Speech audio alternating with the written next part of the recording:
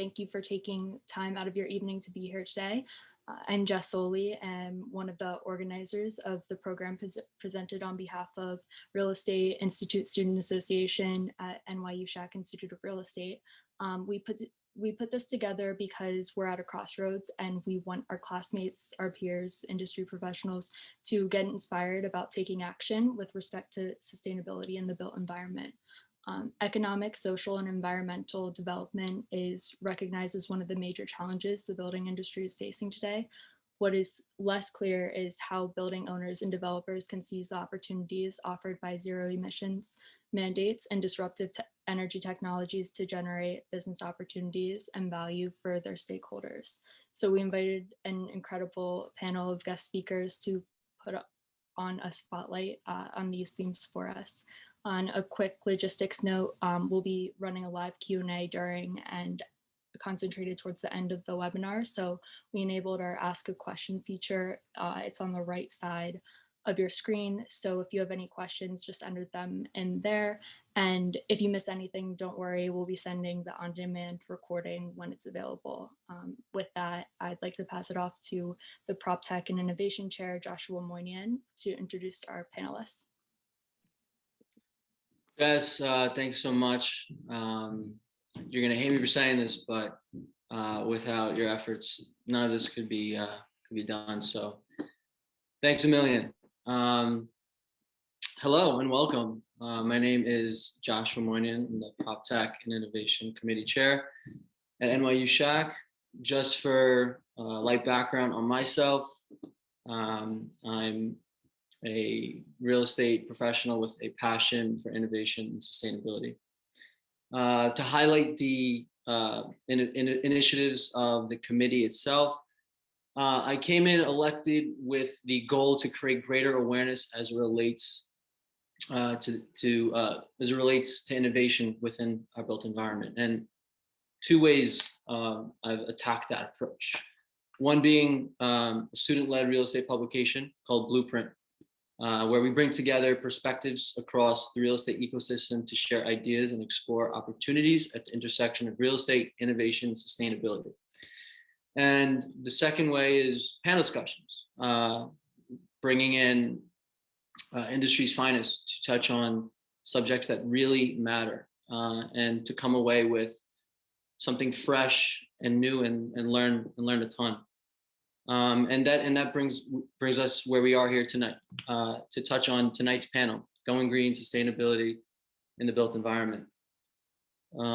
Just for color, the triple bottom line aims to measure the financial, social, and environmental performance of a company over time. Sustainability, a concept composed of three pillars: social, environmental, and economic, is the quality of being able to continue over a period of time. The concept of the triple bottom line highlights the idea of sustainability through people, planet, and profit. And with that, please, panelists, you can turn on your cameras. We have Michael Beckerman, CEO of CREtech, Greg Smithies, partner of Fifth Wall, Michael Rudin, SVP at Rudin Management, and Trista Miller, Associate Director of Investments at Sidewalk Labs. In that order, could you please provide an intro on yourselves? Thanks so much.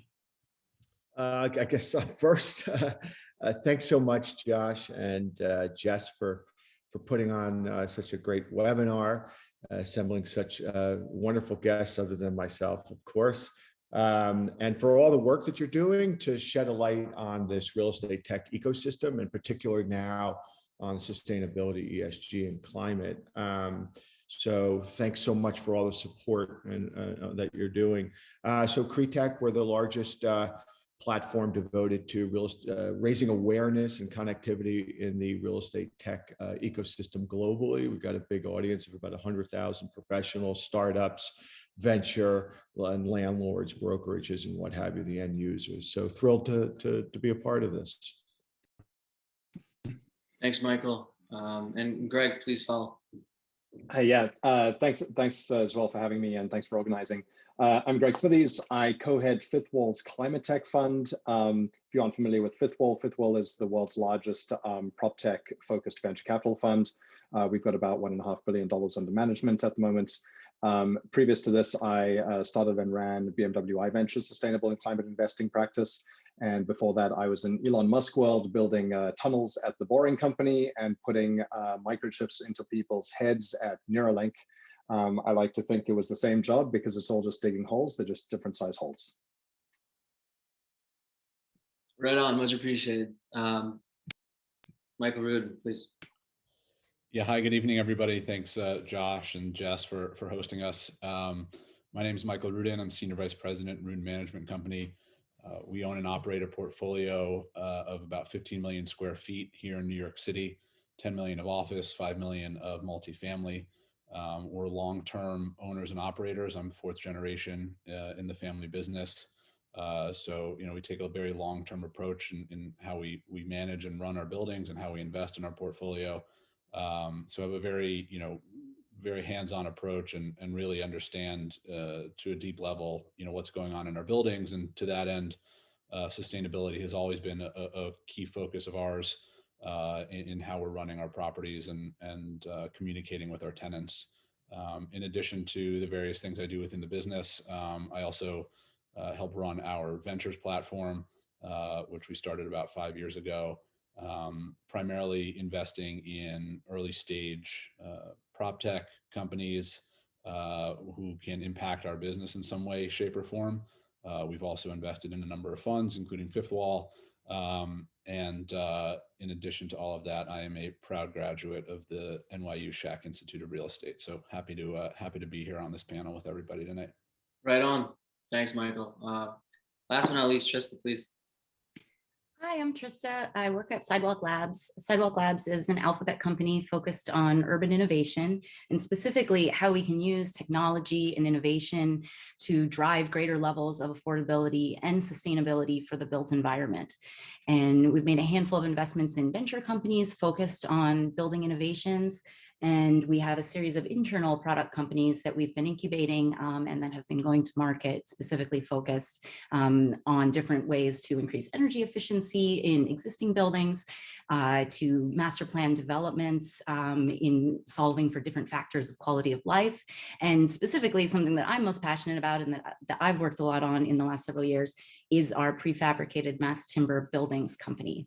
And we are currently in the process of building a factory where we'll produce a large amount of mass timber buildings off-site so that we can drive a lot of improvements in terms of time, construction schedules, and the cost, of building timber buildings. And, in doing that, not only focused on innovation in construction, but also thinking about how we can create internal policies around procurement and sustainable forestry to ensure transparency, specifically around embodied carbon in building materials. Thanks so much for that, Trista. Now, there's an important reason to mention just why the panelists we have here were chosen, and it's based off of their unique perspectives that they've seen and experienced within the built environment landscape, and so I think it's imperative that we explore those perspectives through this panel discussion. And with that, I'd open a question that I think each and every one of you could offer a ton of expertise or just pure passion. My first question, and feel free for anyone to just jump in, is why is sustainability in climate tech in the built environment important? And why are you personally passionate about the space? I could jump on that one, Josh, just to sort of frame the discussion, because I clearly, don't have Michael Rudin's wonderful legacy and tradition, or I haven't built tunnels or put microchips in people's heads like Greg, or building so sustainably like Trista. So for me, it's both a personal story and a professional story. So I've been in commercial real estate my whole career, 30 something years. And I wrote about it recently that, I felt like I was living sort of a dual existence. I live half the year on a beautiful farm and a beautiful piece of property, and I'm passionate about the environment. And yet, in my professional world, I never really, in focusing on real estate, I never really put the two together. And it was in honestly a lot of conversations with these panelists and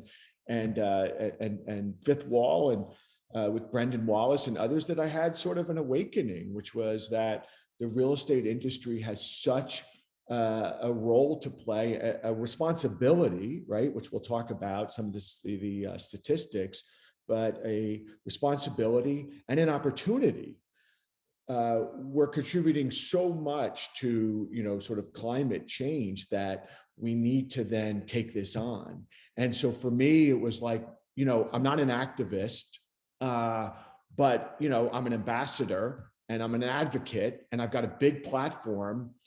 So why not do something about it, right? So we launched with Fifth Wall support and many others, CREtech Climate, which is just going to focus on what you're doing today, raising the level of awareness, education, connectivity in the space, because as your wonderful panelists will tell you, there's sort of a reckoning coming. We're here in New York area, and Michael and Trista can speak to that. But whether it's government or whether it's tenants or residents and consumers, there's gonna be sort of a reckoning that's coming to real estate in the industry, and it's got to wake up to these responsibilities and opportunities to create cleaner, safer work and living environments. So for me, that's kind of how I got here, and I'm really passionate about it. But I also see it's a massive opportunity. I think it's bigger than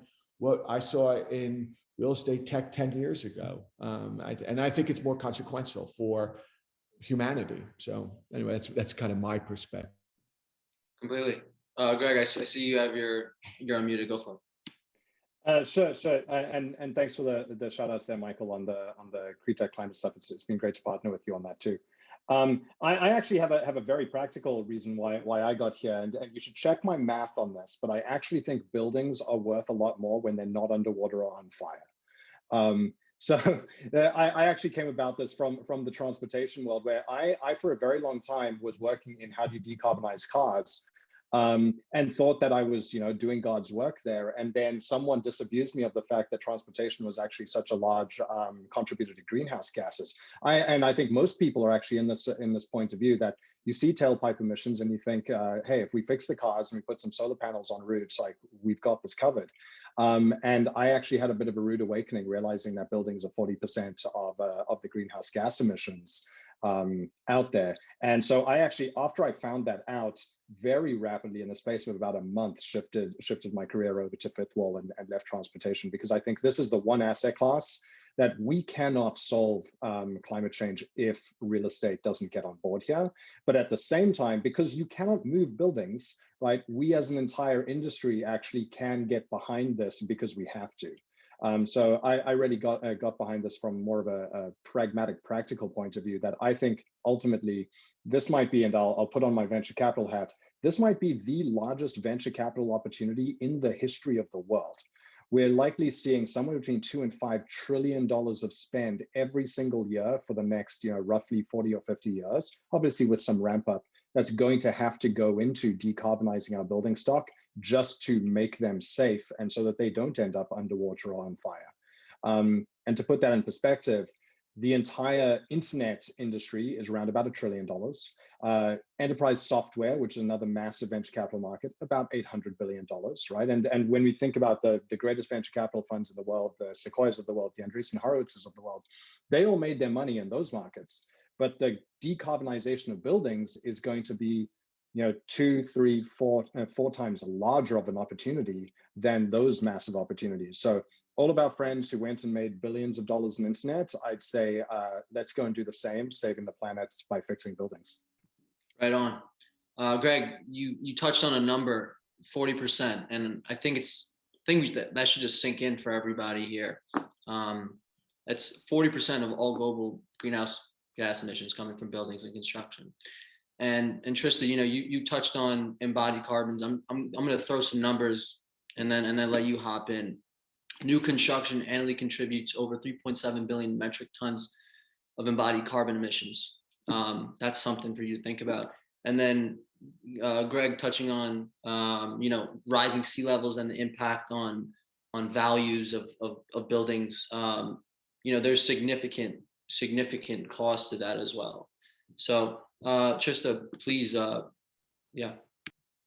Sure. Yeah. No, and thanks, Josh. And yeah, I mean, I think specifically focusing on, the front end on construction, which is, where I've worked the most, is that, the split. So if we take those numbers, Josh, and think about the split on buildings, of that 40%, it is about 30% embodied carbon and 72% operational carbon. And a lot of the focus and policy advancement that has happened to date has really focused on the embodied carbon, on the operational carbon and energy efficiency side. Rightfully so. And there are a lot of progress has been made in that regard. In terms of the embodied carbon space, it has been a space, particularly on buildings, that there hasn't been as much focus on. But I said those ratios, but when we think about the next 30 years, when we are really reaching those tipping points, then it's about half and half. Because if you think about it, operational carbon is over the whole life of the building, but all of the embodied carbon impact happens up front. And, and where that extends is we're thinking about all of the raw materials, the manufacturing of those raw materials, and then the transportation of those materials, to the building site. And then thinking about, at the end of a building's life cycle, what happens to those materials. And so, looking at the entire chain and thinking about and doing the life cycle analysis and looking at where those materials are coming from and what goes into making them is a really pressing issue. It's similar to what Greg said. It's really important to think about the materials that are being used specifically in building structure. And so that's where and those are the things that helped us land on a focus on mass timber. But something that's been very surprising to me is that some of the greatest the first steps to take are really just thinking about getting the correct data. It's something that just hasn't really been collected at the supplier level, calculated, and then aggregated at the building level into that life cycle analysis. And so, there's a big push right now to just really think about how we can get more transparency, more information, and so then developers, general contractors can make more informed procurement decisions and start putting in place and really, kind of leading the way in the incorporation of more sustainable materials, and that's really the only way that we can kind of make a change in that front end effect. Completely. Michael Rudin, anything to touch on? Yeah, I mean, I think a few of the things that Greg said and also Trista really hit home for me and sort of why it's important to me and my family and my business. Obviously, as Greg said, buildings perform better when they're not underwater or on fire. And we wholeheartedly agree with that. And furthermore, we can't move our buildings. My great grandfather in the 70s, when New York was going through a hard time, he wanted to get New York back on its feet because we can't pick up our buildings and move them across the Hudson River or move them to somewhere else in the country or the world, right? That's just the fundamentals of real estate. And so, caring about what's going on in the environment that you live and work in is really what it comes down to. And, at the end of the day, it really comes down to also just sort of enlightened self-interest, right? We have to be doing things that, ensure, at least from our perspective, right, along a multi-generational company. My hope is that my kids and my grandkids and their kids will be able to one day work, or if they so choose, in this business. And in order to ensure that, then we got to make sure that the world is around for them to to be able to live on. And so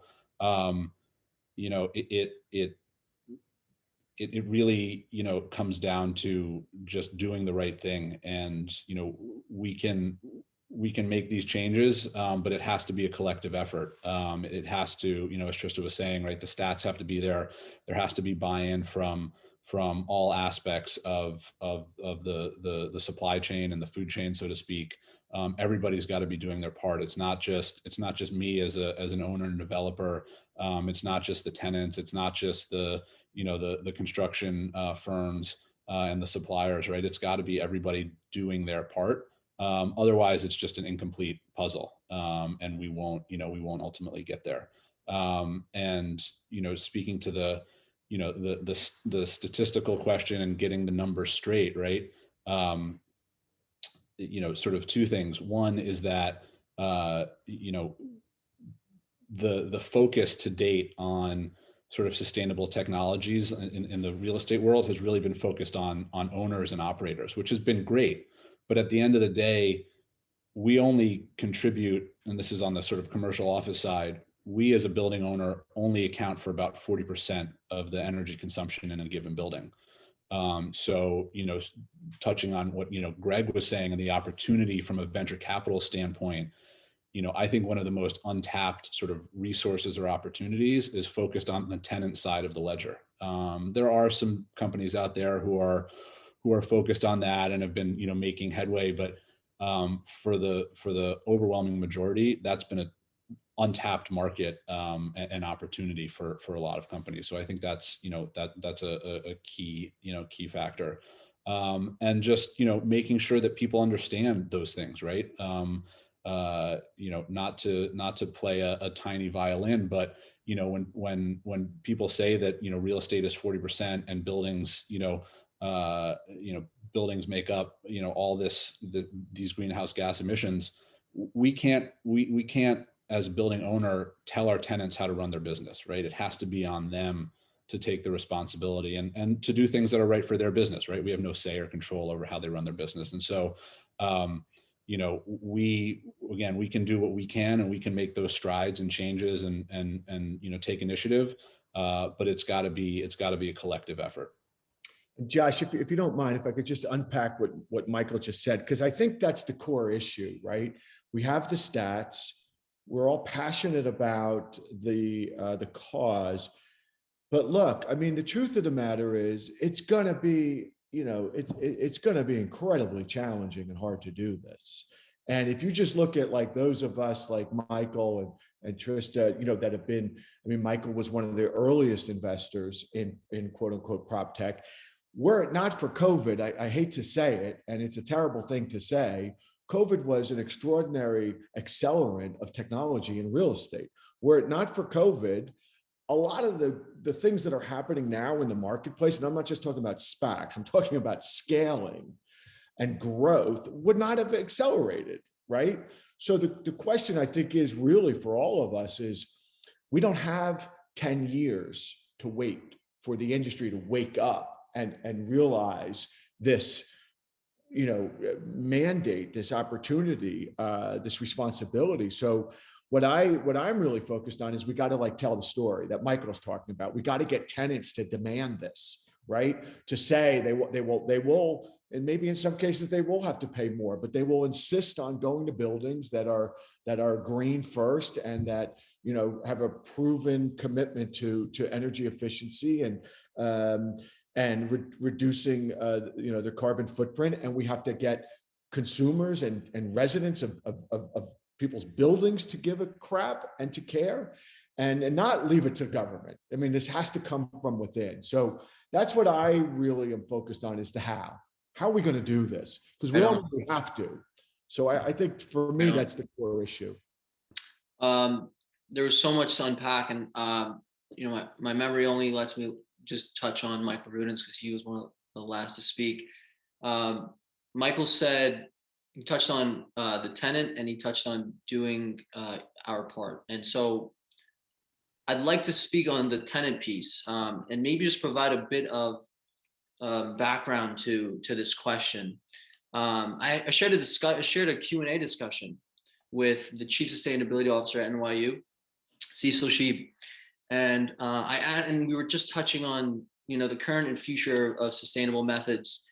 And this is what he had to say verbatim. He said, "Any path to reaching our carbon goals has to go through buildings. Truly, the real estate professionals are absolutely critical to getting this right. Real estate professionals are necessary to help save the world." That's what it boils down to. I think part of what needs to happen is we need to stop looking at sustainability as something that is edgy, new, or interesting. It has to be something that is completely normal and routine. For instance, if you're a prospective tenant looking for space, you don't ask the broker about the fire safety of the space. You just assume that that's taken care of. We need the same thing for sustainability. our buildings need to be just as sustainable as they're safe. Really love that. That touched home. So I guess here's my question. Touching on doing our part, it's a moral responsibility, it's an obligation for developers to recognize, but also tenants. Mike Rudin, let's just start with you. What are developers doing to create sustainable buildings, and what is driving their decisions? Well, there's a lot. I mean, that's the, both on both sides of that question. I think, one thing to, highlight is, the sort of the positive steps that are being taken. I think the last year alone, maybe a little more sort of, pre-COVID, I think we've seen almost every Fortune 500 company announce a carbon neutral or carbon negative emissions goal. And not only in how they run their business and whatever that is and the investments that they make, but their physical real estate footprint as well. So again, that goes a long way to getting that sort of complete picture painted. Again, speaking without getting into too much detail on sort of what tenants can do, speaking more from our experience, what we do, it's again, it's a few things. There's proactive, measures that companies can take, and then there are reactive measures. There are things that, this is a little New York specific, but a year and a half ago, something called Local Law 97 was passed. That will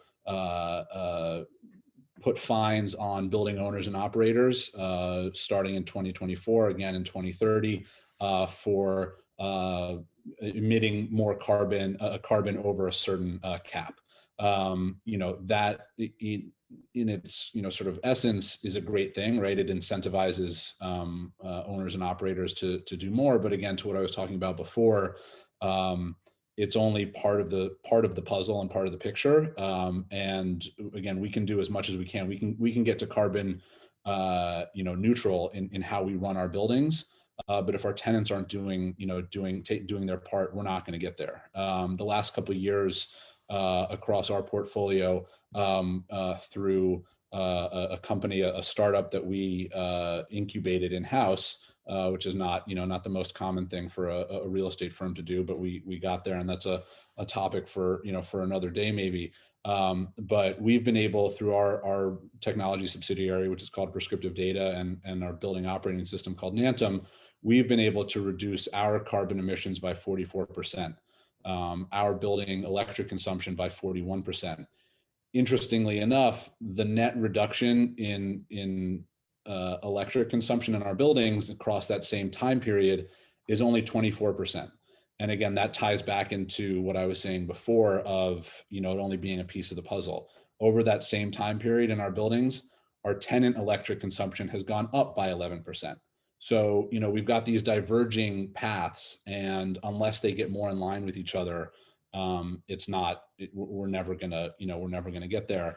And then the other aspect of it is legislation and law that really makes sense. I mean, the fact of the matter is that in New York City, renewable energy doesn't really exist. I mean, it does to a very limited degree, but the supply is well below what the demand would be if owners wanted to buy renewable energy.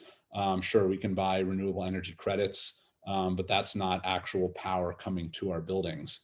That's a good step, but that doesn't solve the problem. So there needs to be more incentives around renewable power generation, renewable power transmission. Again, I think this ties back into the fifth wall thesis, and what Greg was talking about is that there are so many opportunities for investment and growth in that sector. And then the comprehensive legislation has to make sense, right? The fines that building owners might be paying in 3 years and subsequently 9 years, those fines don't go into a sustainability fund or something to then help offset carbon. It goes into the city's general fund, right? That we've lost, right? We've lost it there, right? If the fines that we're having to pay for not complying don't help the city as a whole get better and get on track, then it's kind of pointless. So adopting technologies, looking at sustainable operations, and again, this is from an in-place perspective, right? Construction standards and practices, those are changing too, as Trista can speak to. But the fact of the matter is, I think it's like 80% of the buildings that that will be around in 2050 are already here today. So we have to focus on that operational carbon that Trista was talking about before, and how we reduce it. So municipalities, cities, local governments, state governments, federal governments are putting into place mandates, challenges, whatever it may be, and that's great. But everybody's got to get on board, and I think like you said, it's got to be. It shouldn't even be a question, right? It should be commonplace and standard practice for somebody to be able to say, we are doing X, Y, Z. We've got X, rating. We've got our sustainability initiatives or Y. It shouldn't even have to be, do these things exist? And that comes down to cost and stuff like that. But there are lots of things to do, is the bottom line. And it depends on every building is different, every owner is different, every scenario and use case is different. Sure. I'm gonna let the next just jump in, but this stuff gets me juiced, and so I almost feel compelled to just throw this out there. I think the shift from acting sustainably is no longer an ethical measure. It's now good business. Sustainable business is good business, right? The economics, the bottom line is in your favor. Acting sustainably, spending more upfront to green your building in the long run is far more of an efficient play for your bottom line. Greg, you were unmuting. Just go for it. Yeah. I was going to touch on this a little bit because there's a whole category of technologies that we're seeing here, which I like to sort of brand as kind of CREtech Trojan horses, because I think there's this assumption that if we're going to buy something that's green and clean, it's going to be more expensive, or there's going to be some downside to it. But what we're actually seeing is there are a bunch of technologies where they are cheaper, they are better for the environment, and they're, for example, lower maintenance, because at the end of the day, they have fewer moving parts. And so these, I like to think of them as climate Trojan horses, because the customers, the building owners and the tenants who are buying them don't have to care about the environment. They're kind of like a no-brainer in order to buy them. And I don't want to juice too many companies, but just to give you some more sort of solid examples here, a company called Turntide have got HVAC motors that go into the blowers and the chillers on the top of commercial buildings, and their motors are roughly 60% more efficient in the real world. A $5,000 motor saves you between $2,000 and $3,000 in electricity per year, so they pay for themselves in roughly 2 years, right? So at that point, the building owner CFO or the tenant CFO even doesn't necessarily even have to care about the climate. It just makes financial sense to install that. And we're seeing other companies, IntelliHot is another one around water heaters. But this new category where there actually isn't a trade-off. You aren't paying more for something to be green, and you therefore don't actually have to rely on the ethical reason to do it, as you were saying. It becomes more of just kind of a financial no-brainer. And what we'd like to do is go and invest in a bunch of technologies to get them over that hump, to take them from the point where they are expensive to the point where they actually are cheaper, and they are just, therefore, the default decision for anybody to make is just to buy the thing that's good for the planet. Because at the end of the day, things that are efficient use less input, so you use fewer inputs, and should be cheaper in the long run, right? We've just got to figure out how to get a bunch of those technologies over that hump. Right on. Hey, I didn't mean to steal your thunder when I said that. To be quite honest with you, that was all from you and Brendan.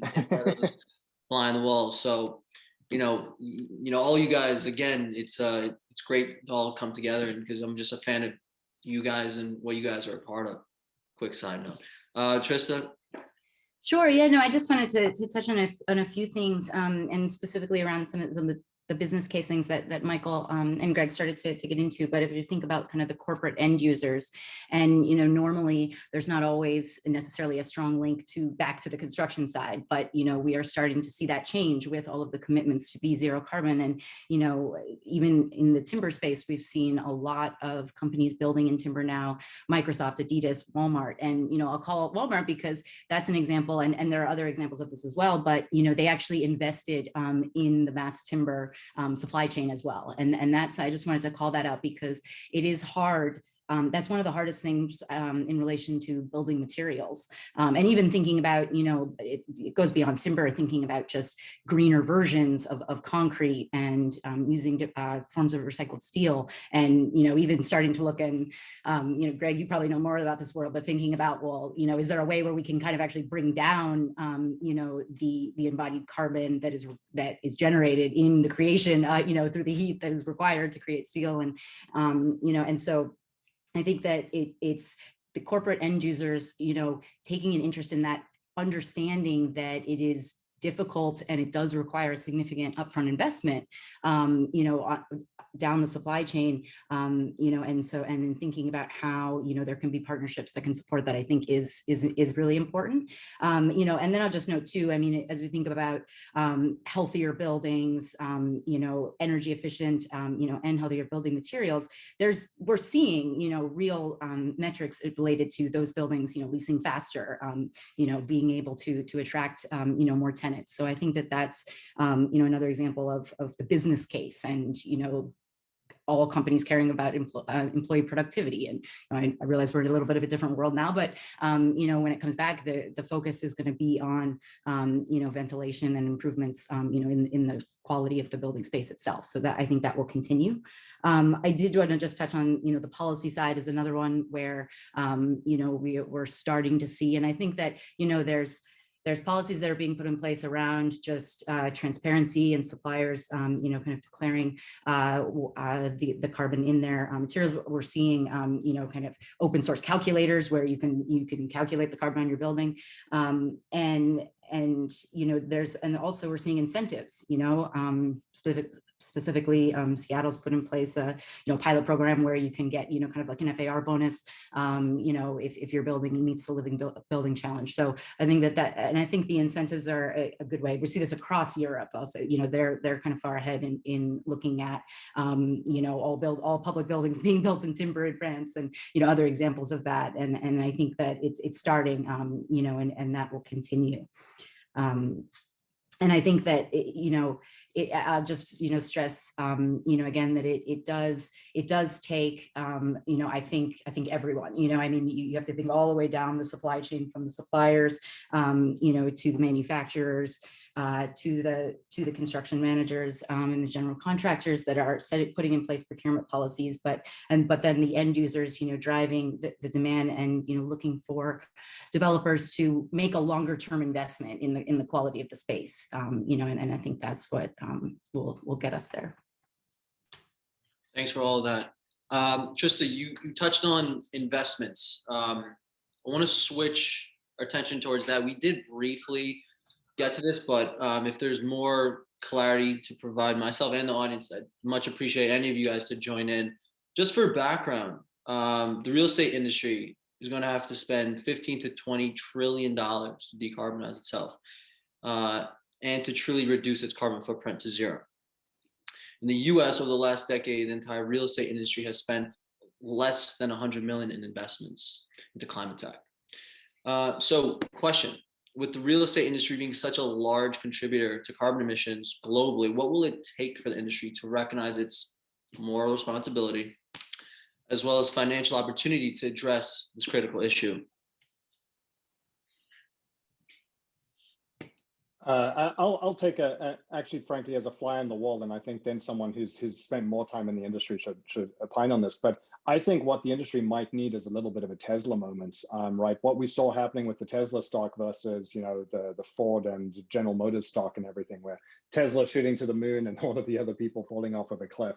I think we need a sort of a wake up moment where some big owner, operator, or developer gets crowned as the absolute leader here, and we just see them take off for the stars, and everybody else having a no crap moment because they don't want to get left behind, right? But I do think that there's a very strong place that the public markets can play here in sending signals that if you're a climate leader, we're going to reward your stock price because you will have a fundamentally better model. I don't know if we can have as much of a reality distortion field in this industry as Elon Musk has, right? But I think we could get to a point where the leaders start taking off and then everybody else is forced to come along. Yeah, I think, it's to Greg's point, it something like that, definitely needs to happen. I don't think anybody necessarily has the scale, as a Tesla or something like that, unfortunately, to make that large of an impact, right?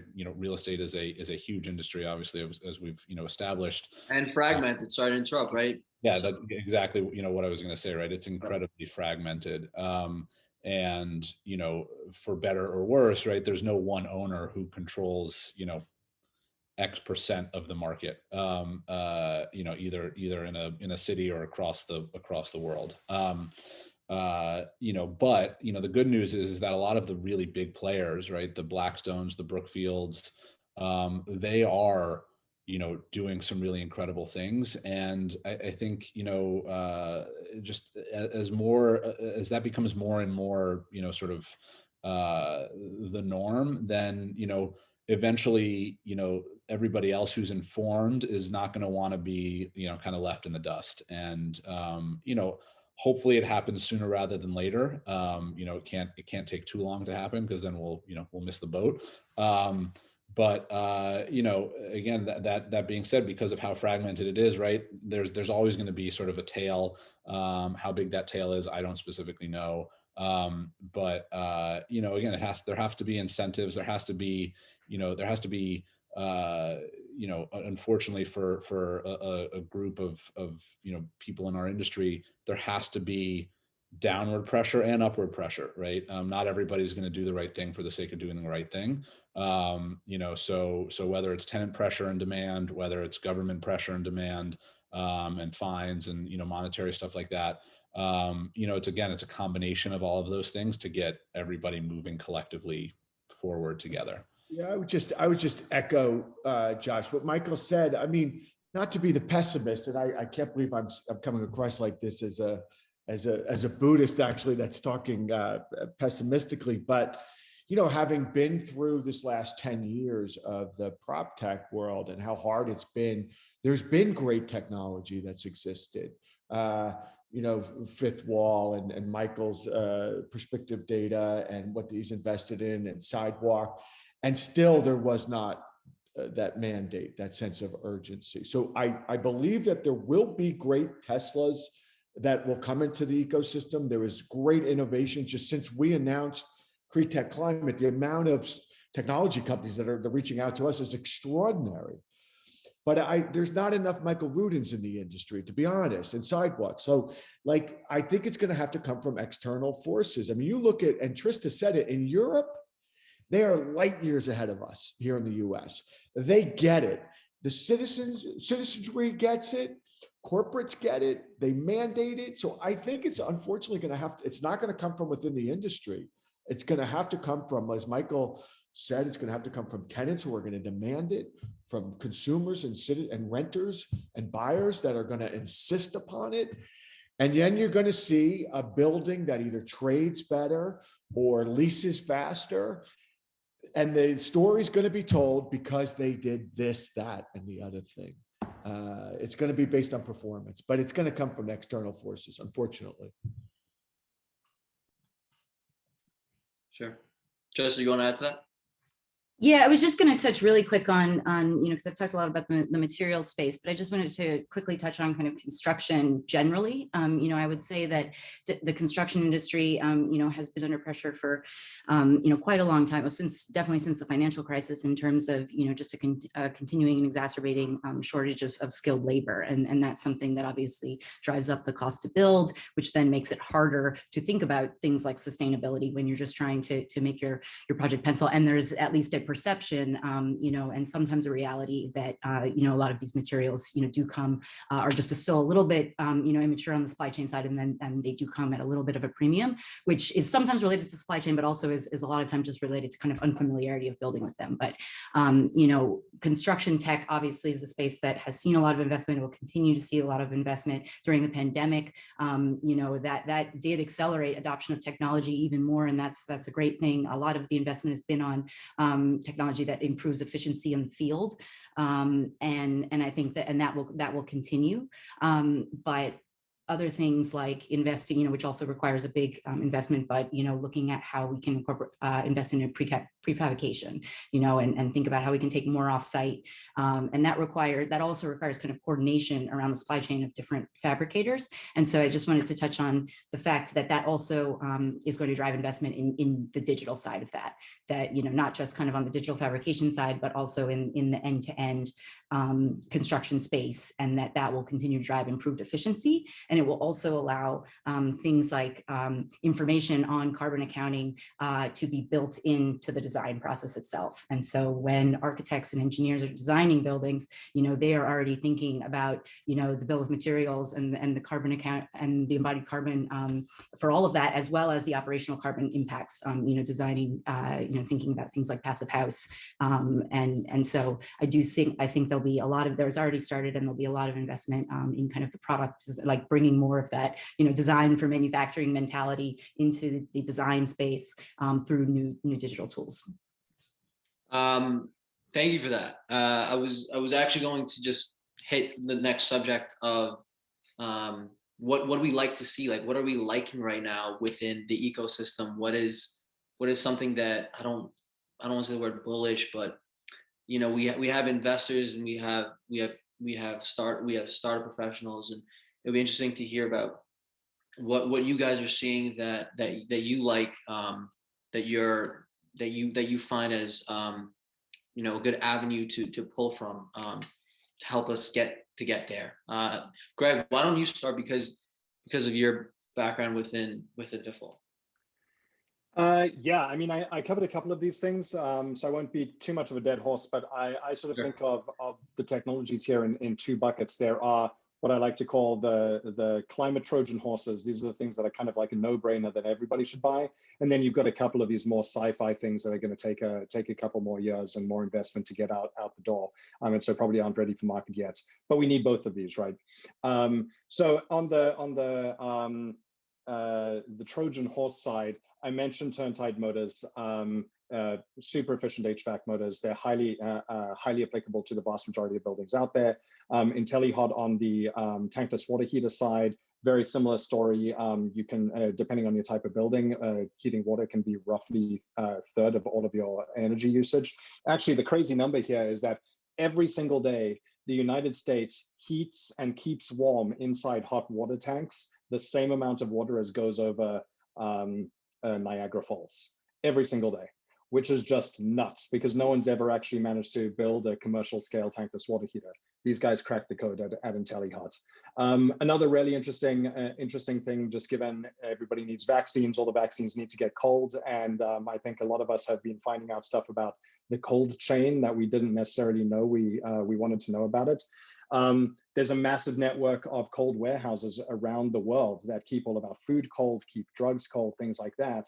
And those things are, think of like massive football field size walk-in refrigerators that most of them have no sensors inside them. And so if aisle A needs to be this temperature and aisle B needs to be a different one, they can't tell the difference. So they run the entire football field of fridges 10 to 15 degrees colder than it has to be, just because no one has a really good, cheap, simple, bulletproof sensor. There's a company out there called Therma that has now developed these sensors. You install them, they cost around about $1,000 per warehouse per month, and it saves you on the order of $100,000 per month in cooling costs, right? So those are some of the sort of boring things that really focus on heating and cooling, because that's typically where a lot of buildings spend their stuff, and really focusing on stuff that is these Trojan horses where the payback periods are very rapid. And so you can get people to install them even if they don't care about the planet necessarily, which unfortunately is a lot of people. And then on the sci-fi side, I think we really have to look at a bunch of carbon sequestration type technologies, because it's going to take so long for the industry to get to net zero, to get to zero itself, that we need to get it actually to net zero. And so we're spending a lot of time at looking at materials that can sequester carbon into them. Obviously, this would be things like solidia and carbon cure around concrete.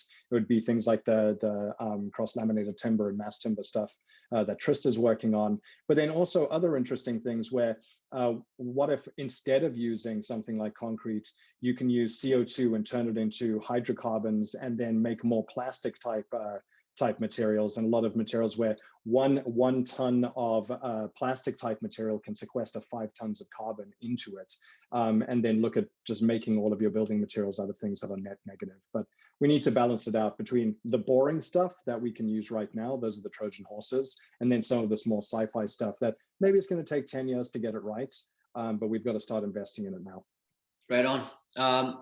Michael Rudin, you know, you're coming from a more strategic play, right? As coming from a family real estate family office, but you know, Rudin Ventures is, I'd imagine, investing in companies that they could not just reap the benefits from an investment play, but also utilize those services into their own, into your own portfolio, right?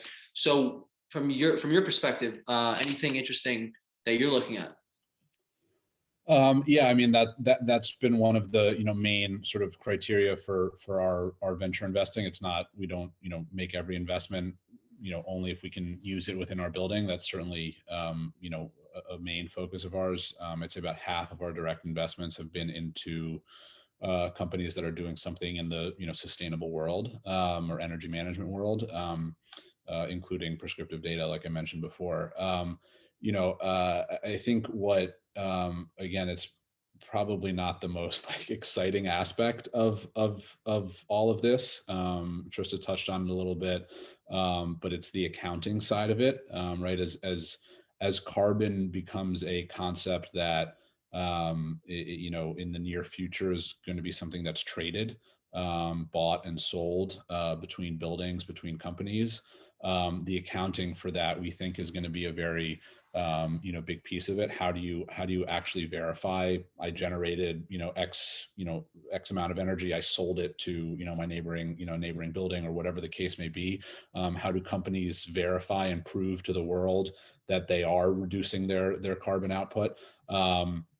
So sort of that carbon accounting infrastructure, is it started to be called, is I think going to be very important.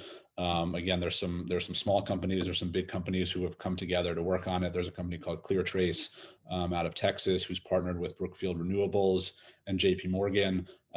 You've got two, Brookfield, obviously one of the world's largest real estate owners, JP Morgan, also a huge real estate owner, but the world's largest bank, to come together and create these platforms that allow, a true end-to-end process in terms of, generating, selling, tracking, and auditing ultimately, how that carbon is moving around, and who's buying what, who's selling what, who's coming down in terms of their goals. KPMG is involved in it. So that again, it's not necessarily the most exciting thing, but will be a key part of sort of this process moving forward. Sure. So with just 5 minutes remaining, and hey, thank you for everyone submitting questions. Unfortunately, we'll be unable to respond to all, but we hope to do so after the fact. But I did want to answer at least thorough question to our panelists before ending off with our final question. Trista, this could be something you could touch on. So timber is certainly a great building material, but a movement towards using it will need to address deforestation. Have you seen any innovation in this arena?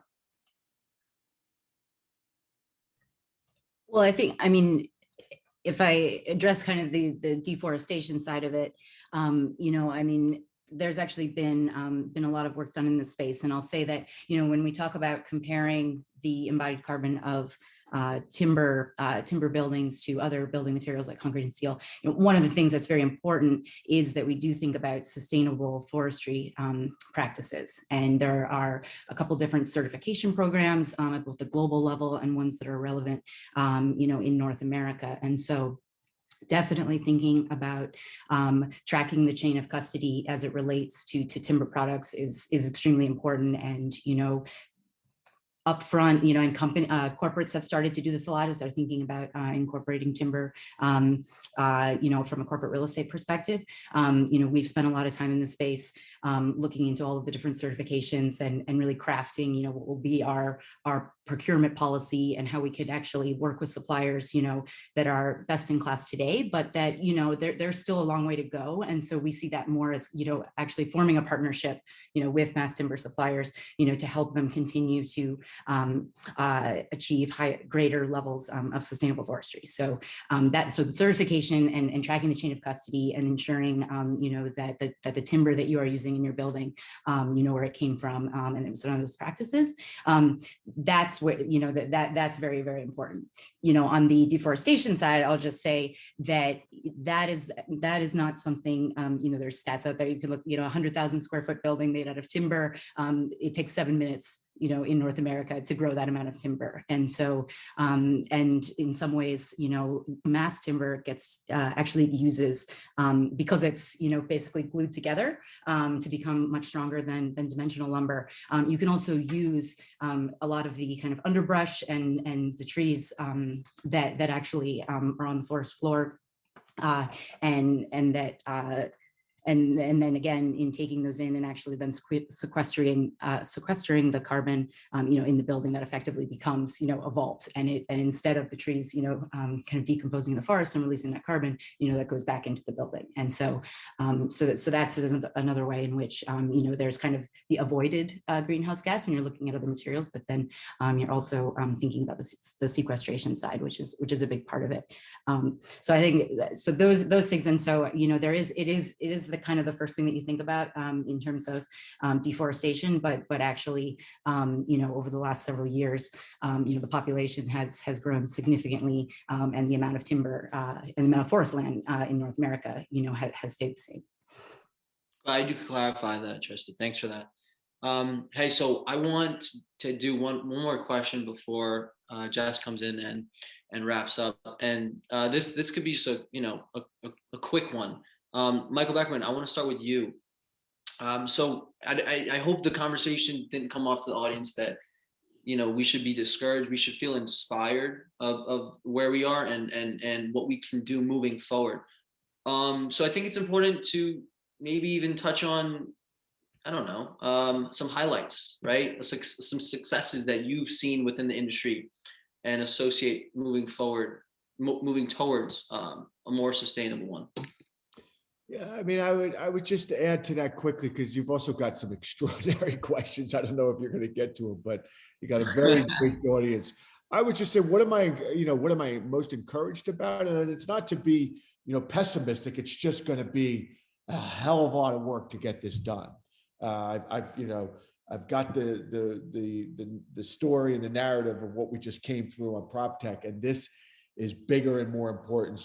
But I think that on the positive side, I think it's your generation. I think it's the students that are paying attention here, that are going to come into the workplace, that are going to demand action from old farts like me and others. So I'm very, very encouraged. I mean, when we announced CREtech Climate, we've got all these interns that came out and said, we want to support this. We want to get involved. And you and Jess, you guys have been great. So I'm encouraged by that. We've got some great landlords like the Rudins of the world, the RXRs of the world, the Oxfords of the world, the Sidewalks of the world. So we've got some leaders.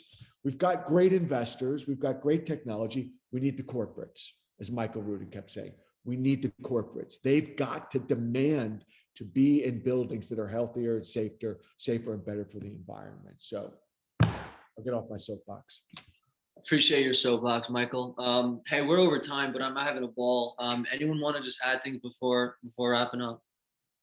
And Jess will come in and do the proper outro.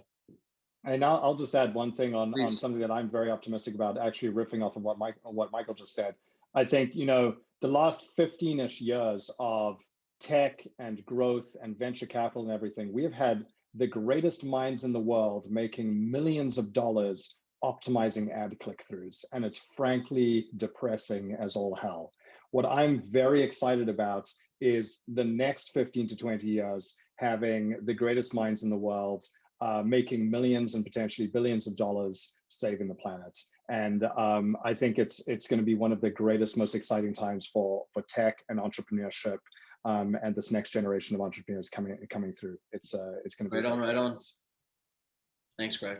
Yeah, it's just a tremendous opportunity, right? I think that's, you know, what we started with and what we're closing with. It's the opportunity is massive and endless almost. You know, it might not be, you know, it might not be fast, right? Our industry is inherently slow to do things. It takes time to make these changes. It takes time to adopt changes, but that doesn't mean the opportunity is any less real or significant. And so I think that, you know, that's just, you know, something to be aware of.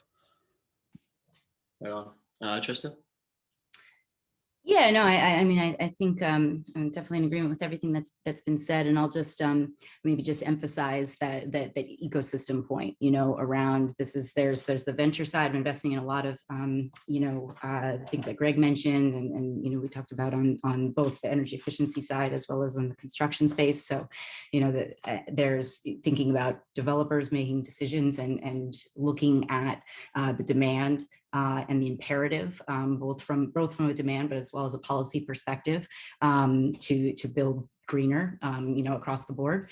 And as we mentioned, you know, again, I do think that now there's a much stronger link than there ever was before between the end users and, you know, the entire supply chain that goes into real estate development. And so I think that's a really exciting opportunity, and an opportunity for both those people driving demand as well as actually investing in the innovations themselves to then continue to drive those innovations. It's an exciting time, and you know, I'm fortunate to be a part of it. Before Jess takes us home, I want to give a special thank you to Michael, Trista, and Greg for your time. On behalf of the audience, Jess and I've taken much away from this discussion, and I appreciate the inspiration for pushing us forward. And then to the audience, thanks for listening, and we will do our best to proceed to respond to these questions after the fact. Jess, take us away. Hi, everyone. Thank you so much to our panelists. This was just incredible. I'm feeling personally inspired and energized. And on behalf of SHAC, I want to say thank you so much to the panelists again. And this is way beyond just this conversation. Like Joshua and I have been listening and reading everything by you panelists, but also like your organizations. Like, we are constantly inspired by what you're doing. And so to everyone out there, like, please join Michael's platform. It is going to be so important for us to kind of band together as a community, especially entering the industry right now. And we'll follow up with the link to this recording. But thank you so much.